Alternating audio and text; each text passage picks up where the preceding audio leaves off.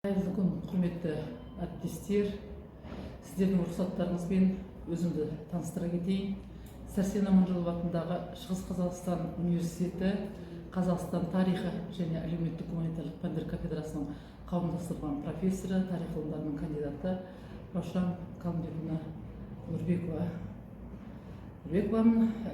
Енді Назгүл Тұрсынғожинамен біз бірнеше жылдар сараптамалық комиссия құрамында бірге жұмыс істеп келе жатырмыз. Осы соңғы 20 жылдардан бері қарай ол кісіні мен жақсы білемін, жақсы танимын. Кәсіби маман ретінде, тарих саласындағы және сарапшы ретінде Назгүл Тұрсынғазина мен бірге Қазақстан Республикасы оқу-ағарту министрлігінің білім саласында сапаны қамтамасыз ету комитеті республикалық ғылыми практикалық мазмұнын сараптау орталығының бірнеше курстарынан бірге өттік. Атап айта кетсем, 21 жылы тамыз-қыркүйек айларында оқулықтар мен оқу-әдістемелік кешендерді бағалау бойынша сараптамашылардың оқыту курсында болдық, 72 сағаттық. Одан кейін 24 жылы екінші курс, бұл оқулықтар мен оқу-әдістемелік кешендерді ғылыми-педагогикалық сараптамасы бойынша сараптамашылардың құзыретін арттыру тақырыбындағы екінші курста 72 сағаттық бірге қатыстық. Және де осы бірнеше жылдар қатарында 21 жылдан бері қарай бірнеше осы Қазақстан Республикасы оқу-ағарту министрлігінің білім саласында сапаны қамтамасыз ету республикалық ғылыми-практикалық білім мазмұнын сараптау орталығының оқулықтардың сараптамасы бойынша комиссия құрамында бірге жұмыс жасап келе жатырмыз. Енді болашақта да, алдағы уақытта да Назгүл Тұрсынғожинаның барлық істеріне сәттілік тілеймін. Назарларыңызға рахмет.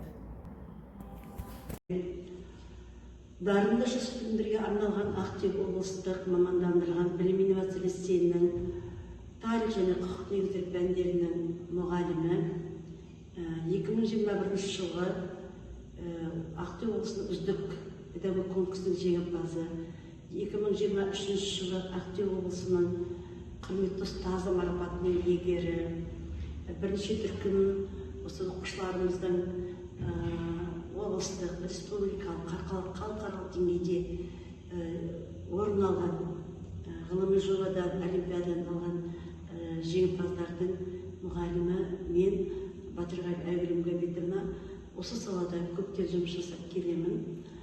Білім инновация лицейінде 14 жылдай жұмыс жасадым.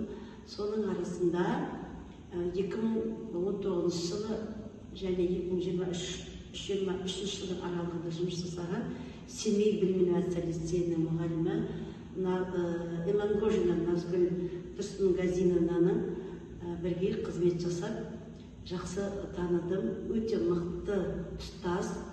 Назгүл Тұрсынғазина бірнеше дүркін осы түрлі семинарларда тәжірибесімен бөлісті. Осы республика бойынша жылға мұғалімдермен семинар өткізіледі. Осы семинарда тәжірибесін бөлісті және де өз байқағаным, өзімнің байқағаным, Назгүл апайымыз өте сондай ізденімпаз, жаңашыл, және де жаңалыққа құмар болып, жақсы нәтиже беруге, сапалы білім мен сана тәрбие беруге ұмтылып жүрген керемет мықты ұстаз етіп танимын. Әріптестер, мен Семей қаласы Ыбырай Алтынсарин атындағы номер 37 гимназияның тарих пәнінің мұғалімімін. Мен бүгін өзімнің әріптесім Төлебай Аманов атындағы номер 16 мектептің тарих пәнінің мұғалімі Имангожина Назгүл Тұрсынғазиевна туралы өз пікірімді білдіргім келеді. Назгүл әріптесімізді танығаныма 15 жылдан астам уақыт болыпты. Назгүл әріптесіміз үнемі ізденісте, өз білімін әрқашан дамытушы, креативті, жаңашыл ұстаз ретінде танимын. Әрқашанда үлкен шығармашылық ізденісте жүретін ұстаз. Оқушылары қалалық, облыстық, республикалық конкурстарда, олимпиадаларда үлкен жетістіктерге жетіп жүрген ұстаз.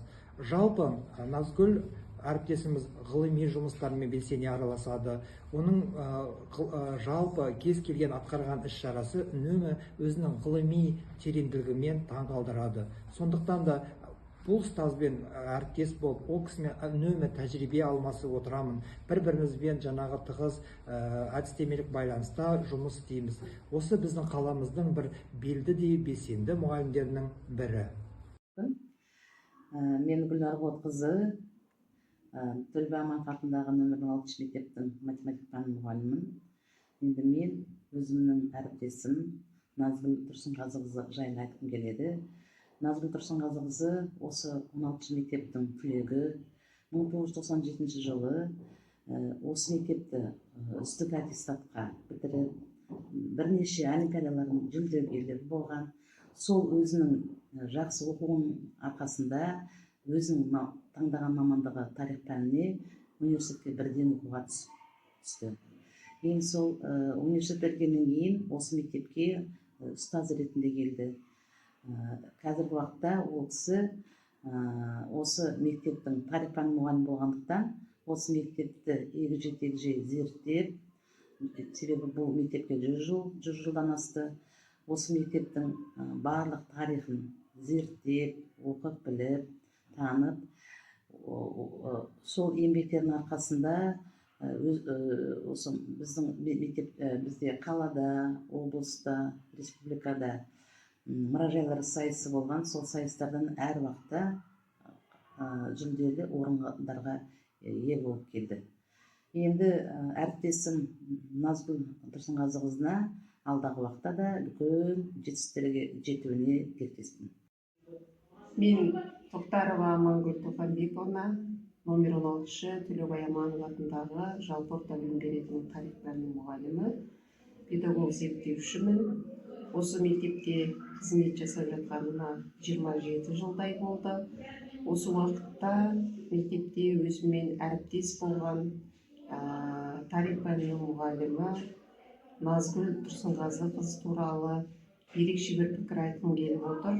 Себебі осы уақытқа дейін тек әріптес ғана болып қойған жоқпыз.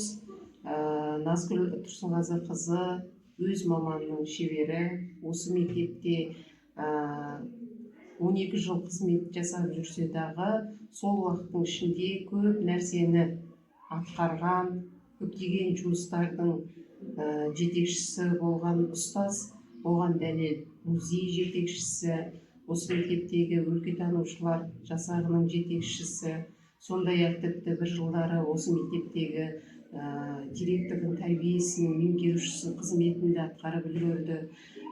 Және тарих пәнінің мұғалімі ғана емес, тарих пәнінде бірлестік жетекшісі болған ұстаз, сынып жетекшісі қызметінде атқарған. Қазіргі таңда тарих пәнінен, құқық пәнінен, дүниежүзі тарихынан сабақ береді. Сабақ беріп қана қоймайды, сол сыныптардан жүлделі олимпиада жеңімпаздарын шығарған, ғылыми жұмыстардың жеңімпаздарын шығарған ұстаз. Және де өзінің жеке кәсіби дамуы ретінде республикалық деңгейде оқулықтардың, тарих пәні оқулықтарының сарапшы комиссиясының құрамында қызмет жасап келген. Сол қызметінде үлкен алғысқа бөленген ұстаз.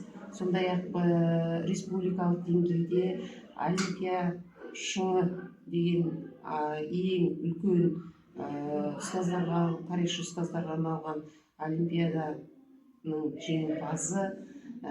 Жалпы қай саланың болмасын, тек тарих пәнінің мықты шебер ұстазы ғана емес, қандай да бір жұмыстың шебер маманы десе болады. Сондай-ақ кез келген сайыстарға да қатысуда алдыда жүретін ұстаздардың бірі.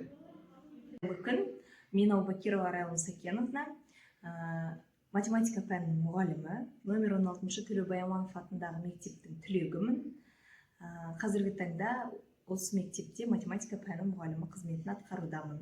Мектеп оқушысы кезінде Назгүл Тұрсынғазықызы 9 сыныптан бастап маған құқық негіздері пәнінен сабақ берді. Сол кезде бізді дебат ойындарына үйретті, әртүрлі фракцияларға бөліп өзіміздің ойымызды еркін жеткізуді, шығармашылық дамуды, сонымен қатар ізденуді, логикалық ойлауымызды дамыта білді.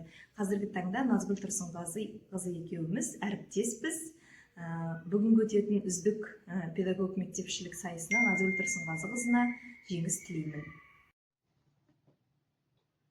Ұстаздық еткен жалықпас, үйретуге балаға деп, ақын Абай айтқандай, мектебіміздің ұстазы Назгүл Тұрсынғазиевна елдің ертеңі мен білім, өнерді, адамгершілік пен адалдықты, рухани байлық пен ұлттық болмысқа тән тарихымызды оқушылардың бойларына сіңіріп, тұлғалы азамат тәрбиелеуде орасан зор еңбек етуде.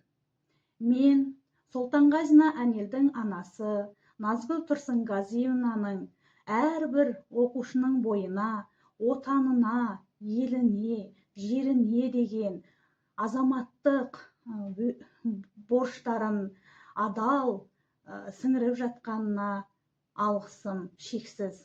Ата-ана ретінде Назгүл Тұрсынғазиевнаның еңбегіне шығармашылық, мықты денсаулық тілеймін. Мен Сұлтанғазина Әнел 9 сынып оқушымын.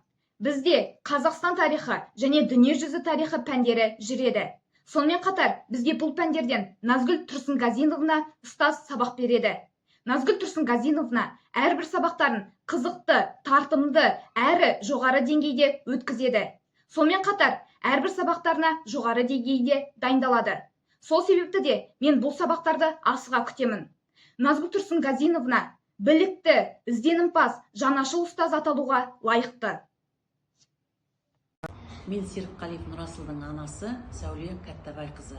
Ұстазымыз және сынып жетекшіміз болған Имангожина Назгүл Тұрсынғалиқызына ата-ана ретінде өз ризашылығы мен рахметімді айтқым келеді. Баламның жүрегінен орын таба білген, жүрегі мейірім мен махаббатқа толы, өзінің пәнінің білімді, білгір, шебер майталманы деп айтсам артық емес.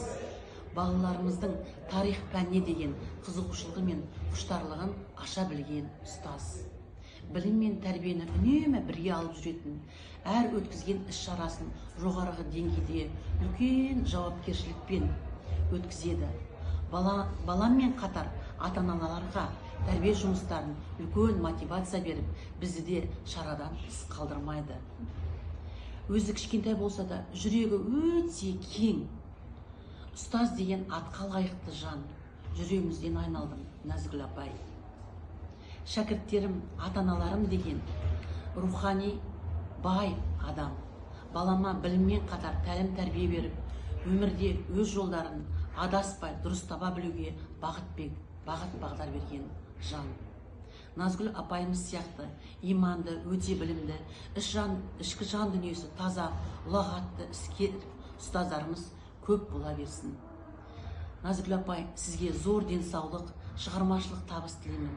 Білімді, дарынды, нар тұлға шәкірттеріңіз көп болғай. Мен сізді қатты жақсы көремін.